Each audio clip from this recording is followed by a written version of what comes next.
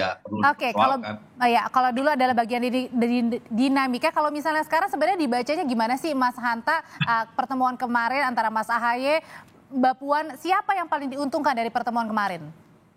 Pertama, sebelum bicara soal keuntungan politik, saya kira kita perlu mengapresiasi pertemuan ini. Pasti secara bagi bangsa negara memberikan manfaat faedah politik yang lebih besar ketimbang hampir tidak ada mudarat politiknya. Karena ini memberikan tontonan pesan politik yang kuat kepada publik tentang politik rekonsiliatif ya, bahwa realitasnya memang ada, kalau istilahnya Bang Deddy tadi kesan atau persepsi ketegangan, ada kontraksi politik, tapi memang dua partai ini hampir 2 dekade tidak berkoalisi, tidak bersama dalam pemerintahan. Ketika PD Perjuangan sekarang bersama Pak Jokowi, 9 tahun perjalanan, Demokrat di luar pemerintahan pun sebaliknya ketika 10 tahun Pak SBY.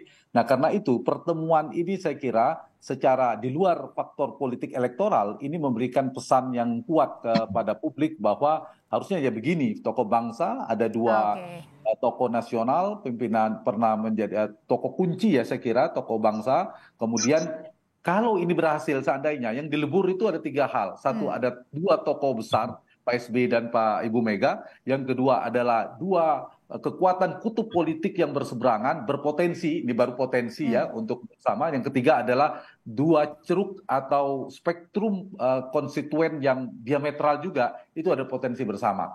Nah, pesan yang kedua, saya kira paling tidak memberikan pesan kepada publik bahwa paling tidak kedua partai ini bisa bergabung dan membuka peluang ya, saya mengatakan membuka peluang kerjasama politik, meskipun saya ingin mengatakan peluangnya sangat kecil sekali.